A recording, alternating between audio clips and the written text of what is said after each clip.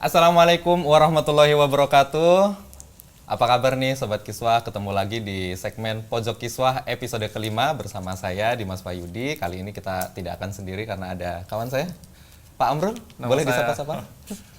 Ya, selamat pagi Sobat Kiswah, bersama saya Amrul Haq. Iya, saat ini kita sudah kedatangan narasumber luar biasa ya. Kita akan kuliah sebenarnya hari ini. Kita kedatangan tamu istimewa Profesor Priyono Cipto Herianto. Assalamualaikum Prof, apa kabar? Waalaikumsalam, alhamdulillah Kabar baik Prof? Alhamdulillah.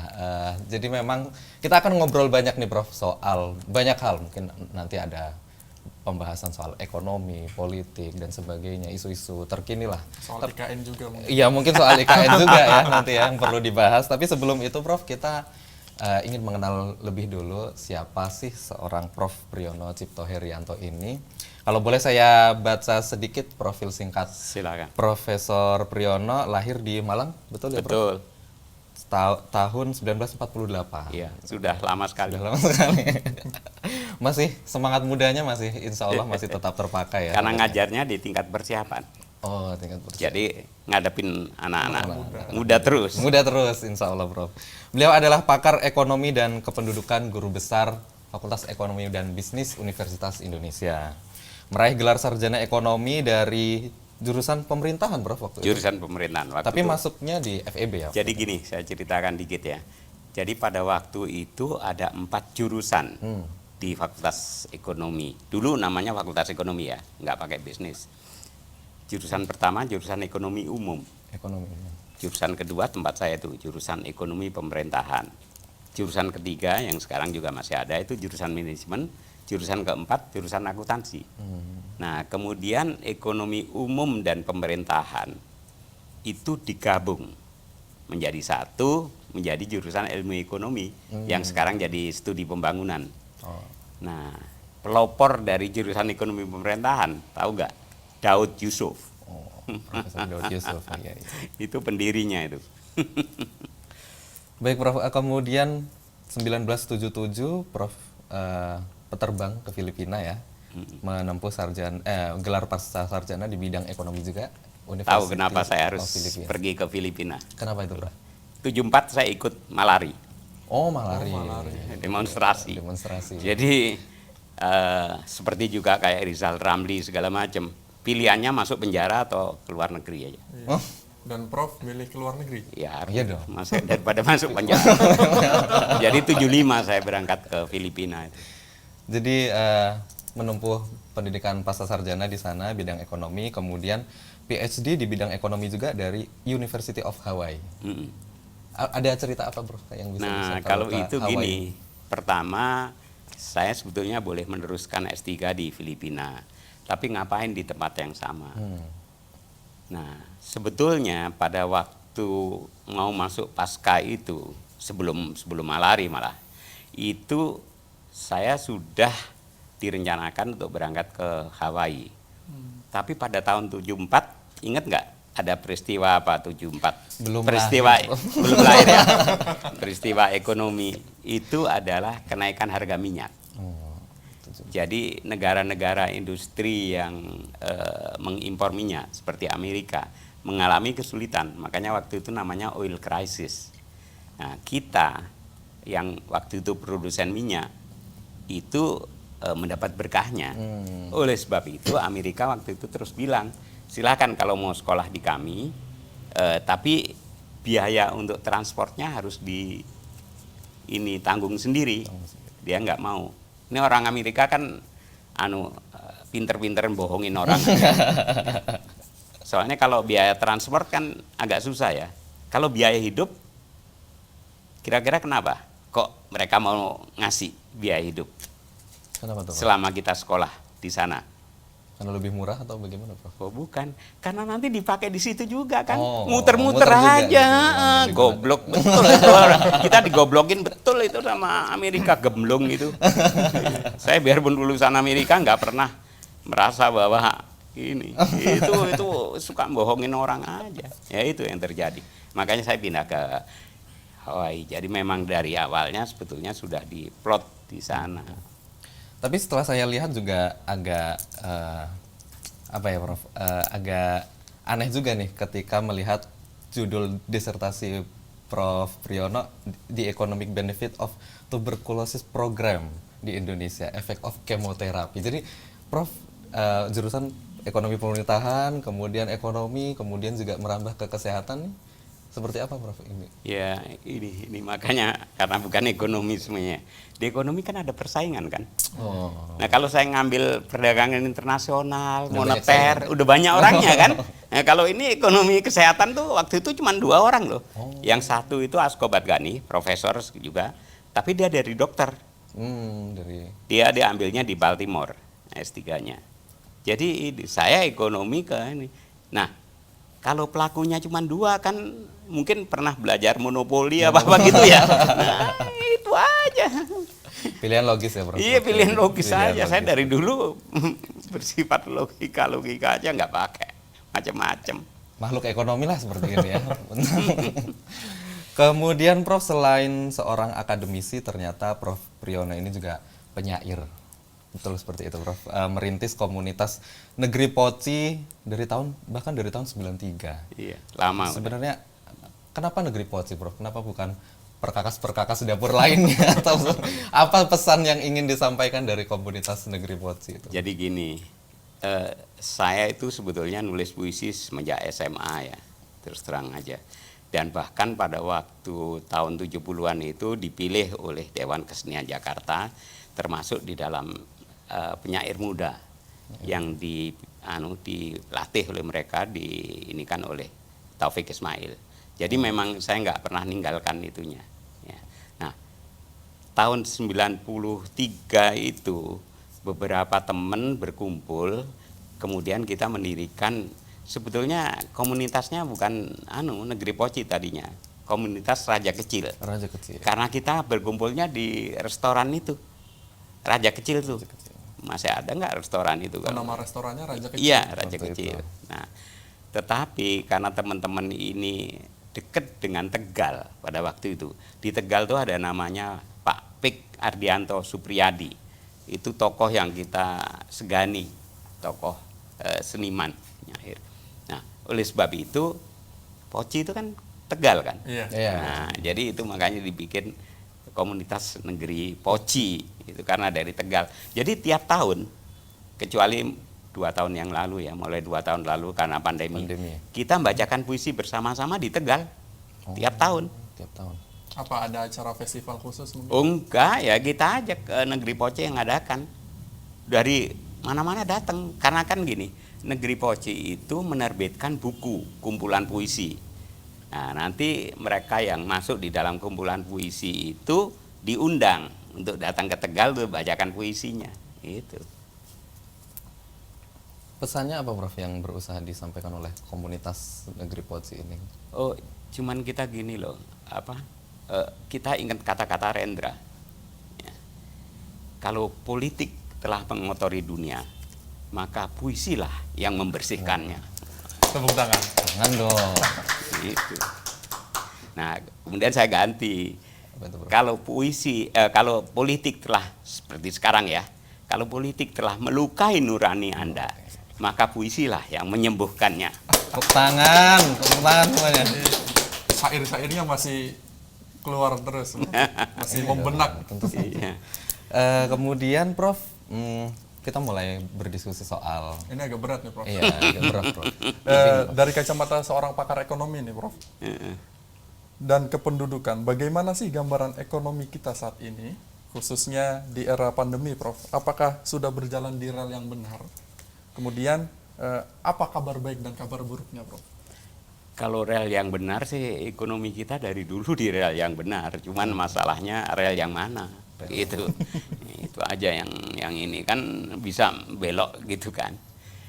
Kalau sekarang ini memang kita mengalami kesulitan karena kita mempunyai krisis ekonomi dan juga krisis kesehatan. Nah, cilakanya krisis kesehatan ini nggak pernah kita alamin kan. Oh, iya. Kalau ekonomi pernah kita alamin 2008, 2009 jatuhnya Pak Harto segala macam itu kan krisis ekonomi. Jadi kita punya pengalaman. Yang ini sama sekali kita nggak punya pengalaman gitu loh. Sehingga ya kayak gini nih yang terjadi.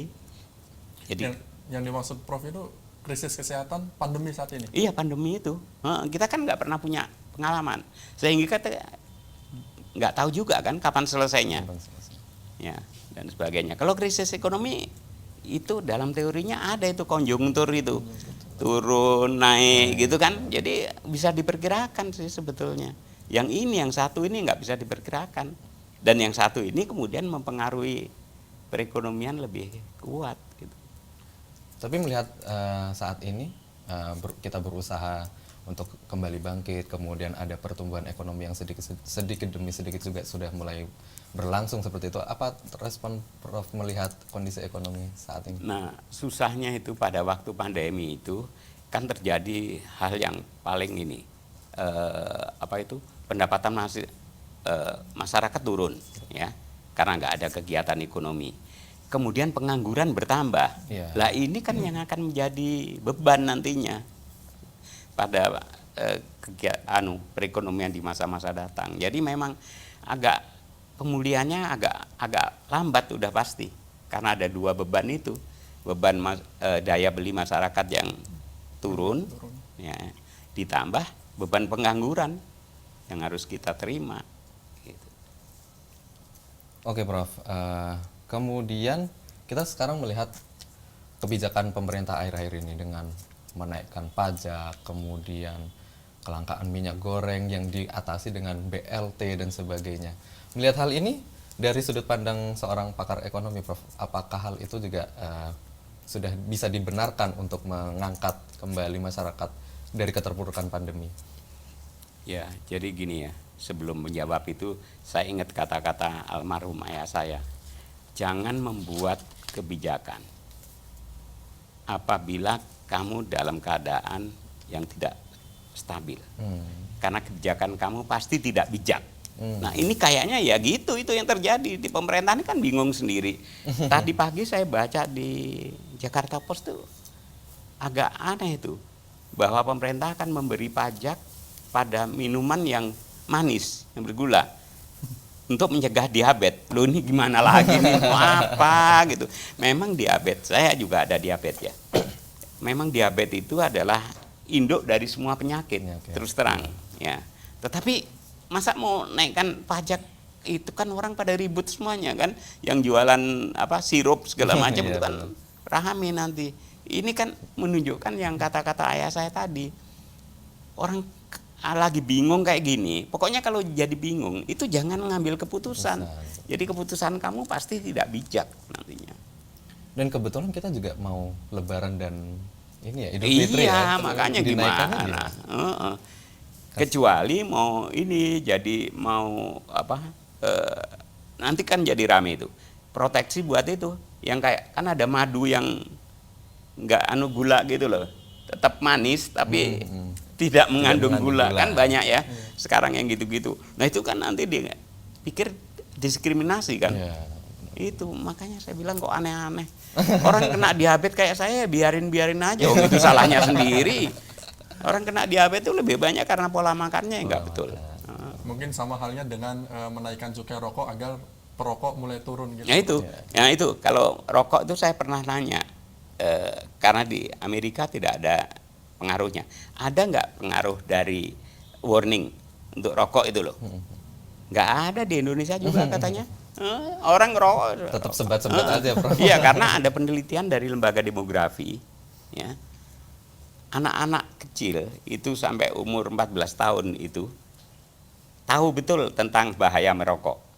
Tahu. Tapi mereka tetap merokok. Tetap merokok. Karena rokok adalah lambang laki-laki. Waduh. Kenapa tepuk tangan? Makanya saya bilang, tolong deh kasih tahu produser film segala macam. Itu jagoannya kalau mau berantem jangan ngerokok dulu. Ganti aja makan permen. Gitu. Kan biasanya gitu, ngerokok udah tuh menang lagi dia kan. Tapi nanti dipajakin juga Prof permennya karena manis. Oke Prof, mungkin sedikit bergeser dari tema ekonomi yang memang sudah selama ini digeluti ya Prof dari awal karir sampai hari ini. Namun kali ini ada yang lain nih Prof, melalui keputusan rapat Formatur Muktamar 9 Partai Persatuan Pembangunan. Profesor Priyono masuk sebagai Ketua Majelis Pakar P3. Saya mau tanya apa sih peran Majelis Pakar itu, Bro? Mungkin teman-teman Sobat Kiswa di sini kan anak-anak muda ya, mungkin kebanyakan yang menonton acara ini. Di dalam suatu partai ternyata ada yang namanya Majelis Pakar. Nah, mungkin bisa dijelaskan, Prof, apa sih peran tugas fungsinya sebagai seorang bagian dari Majelis Pakar? Ya, Majelis Pakar itu sebetulnya harus memberikan pertimbangan kepada Ketua Umum dan DPP mengenai hal-hal yang mutakhir gitu ya. Jadi dari dulu sudah ada Majelis Pakar itu. Pada waktu saya di Sekretaris Wakil Presiden, waktu itu kan Wakil Presidennya Pak Amsahas, ya. Dan dia Ketua P3 kan, dia Ketua P3 yang Nah, pada waktu itu Ketua Majelis Pakarnya itu ini Menteri Agama yang kena masalah itu dulu. Surya Dharma? Oh bukan. Yang dulu yang kena masalah aduh kok lupa saya namanya. Jadi yang masalah itu loh, mistik lah pokoknya itunya. Ya itu. Jadi sudah ada dari dulu Majelis Pakar itu. Dan waktu itu saya karena mungkin Sekretaris Wakil Presiden dimasukkan di situ juga anggota Majelis Pakar. Nah, yang ikut lagi, yang sekarang juga ikut di Majelis Pakar itu Pak Abdullah Sarwani, mantan duta besar di Libanon itu. Itu Majelis Pakar. Nah, hampir semua ini punya Majelis Pakar itu. Partai ya, Prof? Partai. Tadi waktu kita ngobrol saya sampaikan salah satu teman saya itu menjadi Ketua Majelis Pakar Partai Demokrat. Saya nggak tahu sekarang masih apa enggak, karena dulu dia Ketua Majelis Pakar waktu Pak SBY kan ketuanya, sekarang kan udah berubah. Jadi memang ada Majelis Pakar itu yang kadang-kadang agak di luar ini istilahnya struktur formalnya Di luar struktur partai, partai ya? Karena dia harus memberikan itu pertimbangan, nasihat dan sebagainya. Dulu Ketua Majelis Pakar sebelum saya dengar itu yang baru selesai jadi Menteri Agama kemarin ini, Pak Lukman. Lukman Hakim. Itu Ketua Majelis Pakar. Nah, cuman kan saya tanya, dulu aktif nggak? Ya kebetulan terus Pak Lukmannya jadi menteri kan ya. Jadi nggak aktif itu katanya. Semuanya bilang jadi nggak aktif itu Majelis Pakarnya. Nah, kalau sekarang Majelis Pakar sekarang ini diminta untuk mendampingi ini konsultan politik ini. Sehingga kita memang hampir tiap bulan mengadakan pertemuan dengan Pak EF. Karena di kita anggota-anggotanya itu ada yang pernah menjadi anggota DPR sampai 3 periode segala macam. Dia bisa memberikan saran ke Pak EF. Karena Pak EF kan pendekatannya sangat pendekatan ilmiah kan. Kayak gitu. Sementara ini teman-teman ini ngerti keadaan nyata gitu loh. Di lapangannya. Masalah saksi, masalah ini segala macam gitu. Jadi itu sebabnya kami melakukan pertemuan rutin dengan konsultan. Nah, ini Ketua Umum juga mintanya gitu. Tolong Majelis Pakar juga memberikan masukan kepada konsultan politik. Gitu. Baik, Prof. Tapi kemudian kan Prof Priyono sebelumnya adalah seorang akademisi, aktif mengajar di Universitas Indonesia.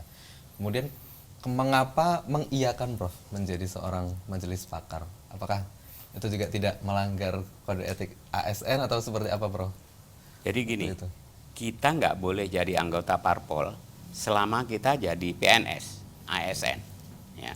Begitu kita sudah nggak jadi ASN lagi, itu boleh aja. Berarti Prof posisi sudah pensiun ya waktu itu? Saya pensiun tahun 2018. Makanya saya masuk P3 itu 2018 itu pada waktu pensiun. Jadi saya ngikutin ini mantan dosen saya. Ya, mantan dosen saya itu masuk Partai Demokrat pada waktu dia pensiun. Jadi pas dia pensiun katanya, itu Partai Demokrat dibentuk oleh Pak SBY, makanya dia masuk. Makanya dia termasuk sekarang udah meninggal dia. Dia termasuk pendiri Partai Demokrat Oleh sebab itu dapat jabatan lumayan juga waktu Pak SBY jadi ini kan. Jadi memang boleh kita, karena kita sudah jadi swasta. Iya. Sudah pensiun Sudah ya. lepas ya. Sudah lepas ya. 2018 saya Tapi pas 70 tahun. mengapa mengiyakan Prof? Dan mengapa P3 gitu? Jadi gini, pada waktu saya berniat untuk masuk partai, itu pilihannya cuma dua sebetulnya. Ya. Karena saya Islam, maka pilihannya adalah PKB atau P3, dan saya NU ya, saya Nahdien. Jadi pilihannya cuma dua. Saya nggak masuk PKS karena saya nggak terlalu ini dengan Sejalan. PKS, sejalan dengan ininya PKS. Jadi waktu itu cuma dua. Jadi jujur aja, dua itu yang saya hubungin. Cuman yang jawab itu Pak Romi. Waktu itu ketua P3-nya kan Pak Romi. Gus Romi. Lah saya kan punya punya kesombongan akademis juga. Oh, si Caimin bolak-balik di WA nggak mau jawab. Pak Romi malah ngundang saya ke rumahnya. Ya sudah, saya putuskan untuk masuk P3. Jadi waktu saya mau memutuskan untuk masuk partai politik, saya kan minta izin juga ke Menpannya. Menpannya waktu itu dari PAN. Jadi waktu dia tanya, Prof Pri nanti mau masuk partai apa? Saya mau masuk partai Islam, Pak. Waduh, kalau gitu bukan PAN ya. Karena PAN kan Pak Asman bukan Pak? Iya, Asman Abnur. Asman Abdur.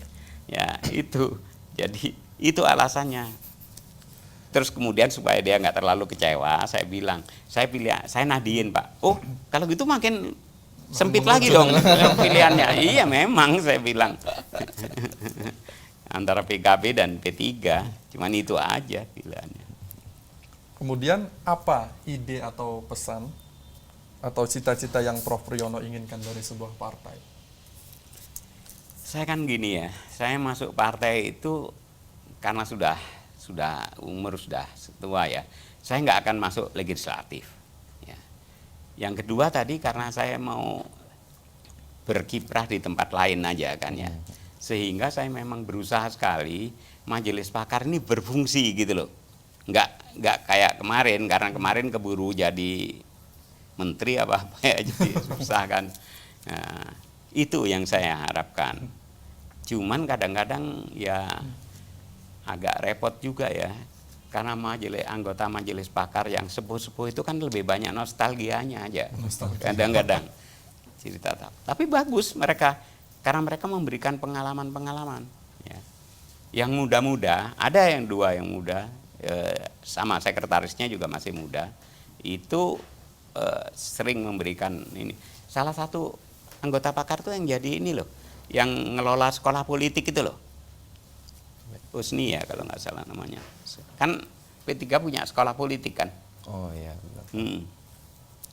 Nah itu jadi kombinasi orang tua dan ini. Ya, saya sih semuanya termasuk tadi Pak Abdullah Sarwani, mantan dubes, itu juga di situ kan, dia juga bisa memberikan pengalaman dia sebagai mantan dubes. Jadi itu yang saya harapkan, benar-benar majelis pakar itu berfungsi. Saya nggak tahu ya di parpol yang lain, tapi berfungsi untuk memberikan tadi pertimbangan. Prof. Tapi jika menarik lini masa nih Prof, dari kebijakan fusi partai di era Presiden Soeharto, P3 ini adalah partai yang boleh dibilang adalah partai yang paling tua waktu itu ya, yang dibentuk dan tetap eksis sampai saat ini. Tapi melihat historisnya tingkat keterpilihan P3 itu di parlemen semakin menurun. Bahkan sampai saat ini juga menjadi fraksi yang paling kecil gitu di parlemen. Nah, dari sudut pandang seorang majelis pakar nih Prof, sebenarnya apa yang terjadi kok sampai bisa seperti itu? Jadi gini, ini harus dimulai dengan terbentuknya P3. Jadi ini kan aturannya yang dibikin nama si Pak ya saya dulu Pak Harto ya. Pak Harto ini banyak hebatnya itu, terus terang aja ya. Nanti saya terangkan hebatnya yang satu lagi dengan hubungan politik. Jadi dia mau membuat supaya partai-partai itu nggak banyak kan, sehingga dibuat dua partai ya. PDI bukan PDIP dulu, PDI. PDI dan P3. P3. P3 itu adalah fusi dari partai-partai Islam. PDI itu adalah fusi dari partai-partai nasionalis. Ya, jadi itu yang dibuat. Ya. Nah, jadi pada waktu awalnya P3 cukup kuat karena satu-satunya partai yang bernafaskan Islam cuma P3.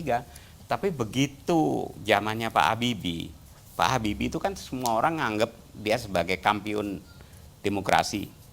Dia bubarin itu dia silahkan orang pada bikin partai. Makanya pada waktu itu kan ramai sekali partai. Sampai saya bilang joknya ya, dulu di perempatan jalan itu banyak orang jualan itu loh, yang hitungan satu kali iya. karena banyak anak-anak yang nggak ini kan. Waktu itu jualan itu karena partainya jadi 49. Cuman dari 3 jadi 49 itu kan repot sekali milihnya gimana. Makanya jadi jualan itu. Poster Itu partai-partai itu. Jadi bukan main itu. Nah, oleh sebab itu partai-partai yang Islam kemudian membuat sendiri kan. Yusril membuat ya, karena dulu Yusril itu kan lebih cenderung ke Masumi gitu ya. Dia bikin partai itu Bulan Bintang dan sebagainya. Semuanya pada ini, makanya ada PAN segala macam itu. Yang agak solid itu hanya PDI saja. Karena orang-orang Kristen itu tidak membuat partai kan. Karena dulunya juga mereka tidak punya partai sebetulnya. Dulunya pada waktu pemilu 55 kan hanya 4 partai yang ini kan. PKI, BNI, NU dan Masyumi kan. Jadi itu beratnya. Kemudian tergeruslah suara P3 itu. Ya. Sehingga ya gimana caranya mengembalikan suara itu agak berat itu, terus terang aja. Tapi dari saran yang bisa dibayangkan oleh seorang majelis pakar, bagaimana Prof untuk kembali mengeruk ceruk suara P3 itu sebenarnya? Ya ini kan diusahakan untuk itu dengan Ka'bah. Jadi lambang Ka'bah itu sebetulnya dimulai pada waktu Pak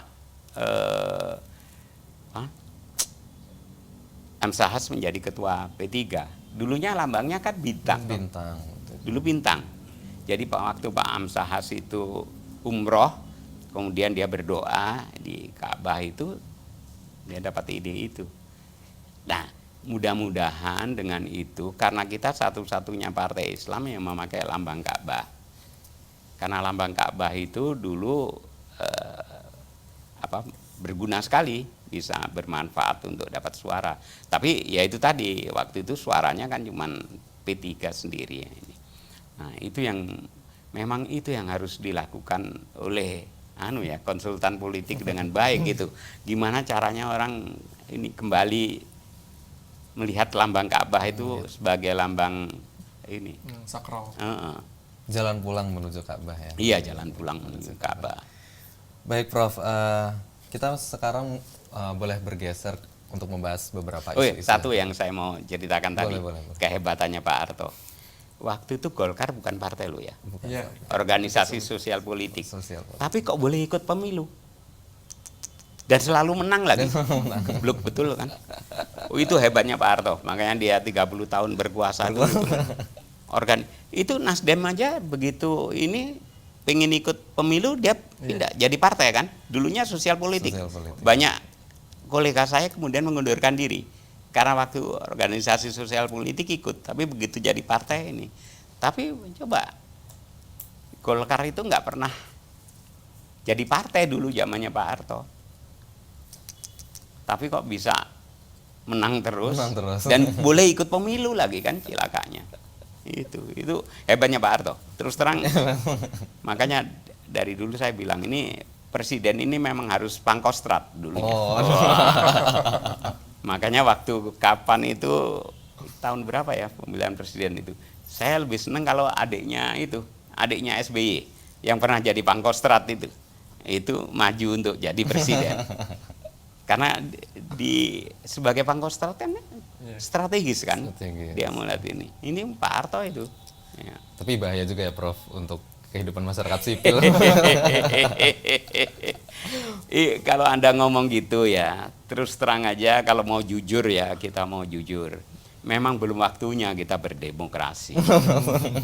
Coba lihat Singapura. Singapura tuh dipimpin secara tangan besi kan oleh Lee Kuan Yew sama ini. Malaysia tuh tangan besi loh waktu zamannya Mahathir yang pertama dulu. Ya. Kan ada undang-undang untuk itu bisa nangkap orang tanpa ini kan. Yang kemudian sekarang udah nggak ada lagi gitu ya.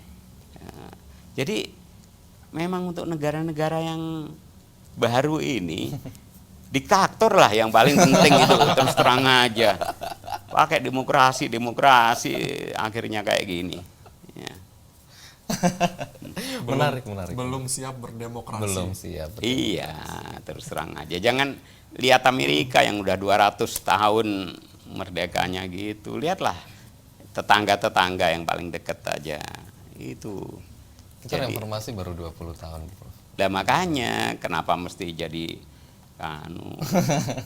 Menarik ya. Mungkin ini bisa kita lebih bahas di segmen-segmen selanjutnya, mungkin bisa Kita undang Prof. iya, Priyono lagi. ya, mungkin dengan panelis lainnya mungkin ya untuk ayo debat lah. Demokrasi atau otoritarian gitu ya sepertinya. Tapi Prof, kita boleh bergeser Prof ke isu-isu yang saat ini santer Prof diperbincangkan, khususnya meskipun kemarin Presiden Jokowi juga sudah memberikan pernyataan ya sedikit menyindir gitu untuk para menteri-menterinya yang suka vokal terhadap penundaan pemilu dan penambahan masa jabatan. Nah, Prof salah seorang yang sangat vokal untuk menyuarakan jangan seperti itu. Nah, sebenarnya alasannya seperti apa, Prof? Mengapa kemudian isu ini bisa terlontarkan dan mengapa kemudian banyak orang menolak akan adanya ide untuk penambahan masa jabatan atau penundaan pemilu ini? Iya, jadi kan gini, kalau kita mau menunda pemilu atau memperpanjang masa jabatan, itu kan harus merubah undang-undang. Ini dua masa jabatan ini kan perubahan undang-undang dulu. Iya. Karena kita tuh suka gitu sih. Jadi kalau kita nggak seneng dengan sesuatu pada masa lalu, kemudian kita rubah. Ini kan takut kalau kemudian ada presiden kayak Pak Harto lagi, yang sampai 30 tahun gitu. Makanya dibuat perubahan undang-undang 2 masa jabatan lagi. Jadi kalau kita mau merubah lagi menjadi 3 masa jabatan, itu harus merubah undang-undangnya. Nah, sementara yang semangat untuk merubah undang-undang ini kan MPR. Karena MPR yang paling kena gara-gara perubahan undang-undang kemarin. Kan nggak ada lagi lembaga tertinggi kan. Oh iya. Begitu dipilih rakyat dan sebagainya, nggak ada. Saya nggak ngerti itu sekarang tugasnya MPR tuh ngapain cuman ya. Nggak ada lembaga tertinggi. Nah, makanya dia mau merubah undang-undang untuk mengembalikan posisi dia sebagai lembaga tertinggi negara itu.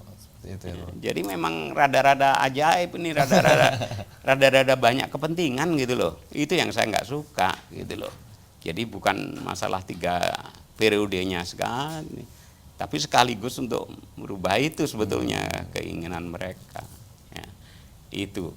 Nah, menunda pemilu itu memang harus ada alasan yang kuat. Kenapa? Karena kita sudah tetapkan juga pemilu itu 5 tahun sekali dan itu juga dalam undang-undang gitu loh.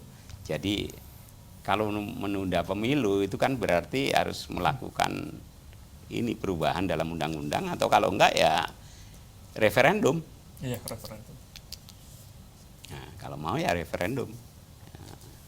Dengan alasan apa? Mungkin alasan pandemi ya. Karena 2 tahun kemarin kan habis untuk pandemi aja kan. Nah, maka ditambah lagi 2 tahun misalnya. Silahkan aja. Oke Prof, selain yang vokal terhadap penolakan ini, Prof juga isu IKN ya. Dalam isu IKN ini Prof juga bagian dari orang-orang yang sangat menolak untuk pindah ke Nusantara. Alasannya apa Prof sebenarnya? Nah, itu ada persepsi yang salah ya. Kalau menolak pindah itu enggak. Karena gimana juga memang Jakarta itu udah nggak pantas jadi ibu kota. Karena Jakarta itu agak apa ya, tamak gitu. Sama. Dia menjadi kota ibu kota negara, dia menjadi kota perdagangan, dia menjadi kota turisme. Di luar negeri nggak ada, ambil dah yang paling ini Amerika. Perdagangannya kan di New York. Washington hanya kota Pemerintahan. pemerintahan. Nah, beberapa kayak gitu di Australia itu yang ramai kan di Sydney kan, yang ada opera segala macam ya. Di itu kan sepi banget itu, ramenya cuman karena ada ANU aja kan, Canberra tuh orang pada sekolah di sana. Jadi memang nggak benar kalau di Jakarta. Cuman nggak bener juga kalau kejauhan kayak gini, gitu loh. Makanya yang bener itu dulu Pak Harto sebetulnya. Dia kan mau ngerubah ke itu, deket itu loh, apa yang Daerah Bogor itu bukan? iya, daerah-daerah situ tuh. Cuman ya itu biasalah Pak Harto ini. Tanahnya udah dikuasai semuanya oleh anak-anaknya dan sebagainya. Jadi memang rada-rada ini. Jadi kalau seandainya ibu kota itu pindah ke Cirebon gitu ya, mungkin saya nggak rame saya. Ini pindahnya kok ke Kalimantan. Itu kan orang jadi ininya Pak Bung Karno. Bung Karno dulu memang pengennya di Kalimantan Tengah ya, sebetulnya untuk menjadi ibu kota negara. Tapi kemudian dia mikir. Nah kalau Bung Karno itu karena apa ya? Jakarta ini kan peninggalan Belanda gitu ya, Batavia. Jadi dia pengen yang baru, cuman dengan dia dengar pertimbangan banyak orang ya akhirnya enggak. Nah ini di Kalimantan lagi, jangan pakai alasan macam-macam lah, nyari pemerataan dan sebagainya. Itu aja sebetulnya. Kalau pindahnya iya, karena sebentar lagi Jakarta ini tenggelam. Terus terang, karena makin lama makin kena itu, memang harus pindah. Memang harus pindah. Kalau pindahnya harus pindah. Cuman kenapa itu pertanyaannya, kok sampai di Kalimantan kejauhan kayak gitu. Bukan hanya kejauhan, itu bangun baru semuanya kan. Coba kalau Cirebon apa itu kan nggak banyak bangun baru, cuman memperbaiki ini. Cirebon juga ada pantai kan dan sebagainya. Nah, itu. Tapi akhirnya pemerintah bingung cari dananya, Prof. Sampai-sampai ada isu untuk melakukan crowdfunding, urun dana dari gitu. masyarakat. Jadi urun dana itu masih ingat nggak yang peristiwa ini loh, yang di rumah sakit itu dulu. Omni itu ya waktu. Itu urun dana kalau itu memang masyarakat. Masa ini mau ibu kota negara pakai urunan kayak gitu. Urunan tapi kalau dapat kafling ya nggak apa-apa ya. Kalau mau kaflingnya udah diambil orang-orang semuanya. Oke Prof, sebagai pakar nih, mungkin ini sudah memasuki segmen-segmen terakhir dari perbincangan kita kali ini. Sebagai seorang pakar ekonomi dan demografi di Indonesia, semua orang bicara soal cita-cita Indonesia 2045, Prof. Indonesia emas begitu ya, bonus demografi, kekuatan ekonomi papan atas dunia dan sebagainya. Tentunya akan menggerakkan roda itu nantinya adalah kami-kami ini, Prof. Generasi-generasi yang mungkin lahirnya profesor udah melalang buana kali ya waktu itu di tahun 97 ikutan menumbangkan Soeharto, tapi kita ini juga masih baru lahir gitu, orang-orang yang masih sangat muda ini. Nah, kira-kira apa Prof pesan utama kepada generasi muda nih, anak-anak bonus demografi yang nantinya akan memimpin Indonesia 2045? Iya, saya nganggap Anda ini generasi roti lapis. Roti lapis. Sandwich generation di dalam ini. Karena nggak ikut yang tua-tua, tapi nggak ikut yang Z itu, yang sangat milenial itu. Ya. Nah, ini generasi yang pernah merasakan sedikit ininya Pak Harto, tetapi tidak banyak dan sebagainya. Nah, harapan kita itu memang berubah kalau bisa. Ya kayak 2045 Indonesia emas. Itu kan juga alasan tadi untuk pindah ibu kota itu. Ya. Mudah-mudahan memang asal tidak diinikan dengan kepentingan-kepentingan pribadi gitu loh. Anda kan udah masalah digital. Sekarang aja ya, saya ambil contoh yang sederhana aja. Dulu masih inget nggak kalau tiap tanggal 1 April ada apa? 1 April April Mop. Sekarang kan nggak ada lagi April Mop. Iya. Karena hoax semuanya udah. Jadi ngapain dibuat mop lagi? Setiap hari adalah April Mop ya. Iya makanya. Nah itu jadi Anda adalah generasi yang digital itu, yang tidak bisa kayak kami dulu bersembunyi dari kayak Pak Harto lah ya, bersembunyi dari ini. Karena sekarang terbuka semuanya kan di medsos dan sebagainya gitu, nggak bisa ini. Nah itu yang harus dimanfaatkan untuk dibalik untuk yang positif gitu. Sekarang kan saya tuh kadang-kadang udah bingung itu kalau baca WA itu mana sih yang benar gitu. Kok macem-macem gitu. Nah bisa nggak ada membuat kegiatan-kegiatan yang itu supaya nggak ada lagi yang hoax-hoax kayak gitu itu. Bisa nggak menyadarkan semua orang bahwa kita nggak usah lah ngomongin yang nggak benar, kita ini kan aja cita-cita kita untuk itu Indonesia emas pada ulang tahun ke-100 kemerdekaan Indonesia. Saya kira cukup jelas ya. Cukup. Pesan dari Prof. Priyono kepada kita semua, jangan sampai menjadi penyebar hoax atau produsen hoax ya Prof. Justru jadilah tameng bagi masyarakat untuk menangani mereka dari serangan-serangan hoax. Dari siapapun itu ya Prof? Iya. Dari pemerintah. Oh iya. Karena pemerintah juga punya influencer kan. Iya. Ini kan sekarang aja ada influencer, ada buzzer segala macam itu.